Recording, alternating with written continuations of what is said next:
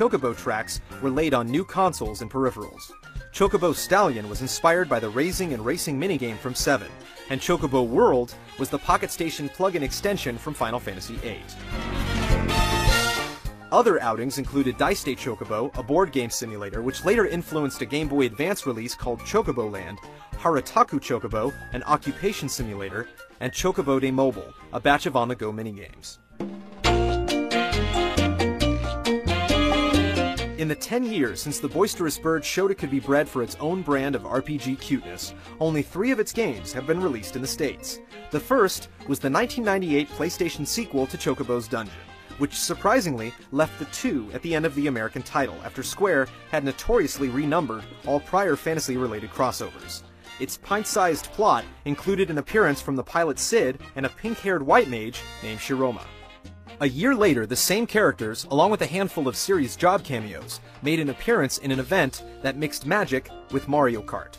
Chocobo Racing also arrived on the PlayStation, and to date is the only standalone driving game to include series familiars like a Black Mage or Behemoth. 2006 saw the release of Final Fantasy Fables, Chocobo Tales for the Nintendo DS. Dealing out more than another dungeon crawler, Tales followed Chocobo as he dived into 8 storybook worlds that crossed Square's fantasies with popular fables. To celebrate the 10th anniversary of the Chocobo craze, Square announced a 3rd dungeon game being developed as a Nintendo Wii exclusive. Its title is loosely translated as Labyrinth of Forgotten Time, and its underground layers actually exist in people's minds, requiring the series mascot to destroy their worst nightmares firsthand. Chocobo games might be as far as fans are willing to go while still considering the subject matter related to the series they cherish. But it's hard to deny the charm each chirp a Chocobo makes, whether it's taking the pole position in a pair of rollerblades or descending into the deepest dungeon to save its friends.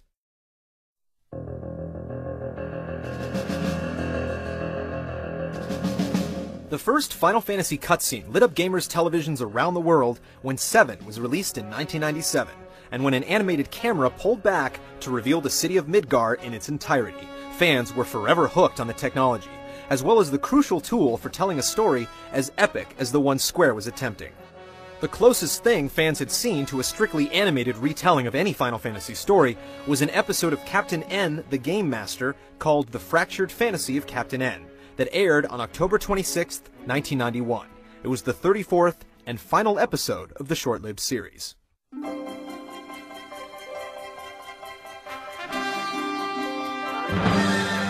But then, 3 years later in '94, players got their first chance to sit back and watch a Final Fantasy called Legend of the Crystals, released directly to VHS in 4 episodes.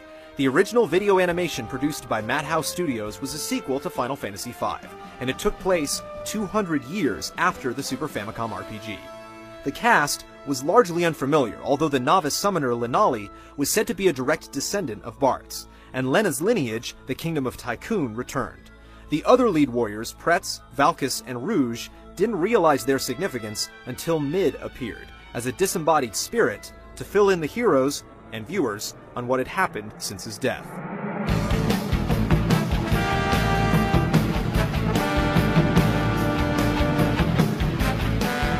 Hand-drawn animation and Final Fantasy went together beautifully, but the series-branded characters would only be crafted by computers as the games continued. The only additional paper and ink project aired on Japanese television 4 years later.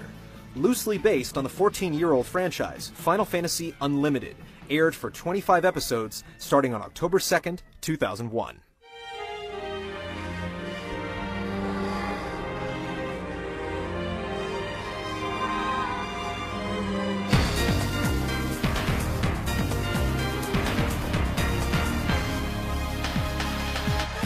The series took the brand and ran with it, offering up new monsters, areas, characters, and scenarios that 10 games in the franchise had yet to produce.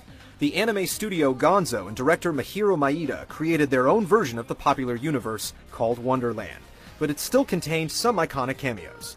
Chocobos and Cactar engaged the party on several occasions. A Cid was responsible for the bulk of the available modes of travel, and a ghost train, similar in theme to the Phantom model in Final Fantasy VI, brought the children I and U, along with their impromptu guardian Lisa, to the strange world in search of their parents.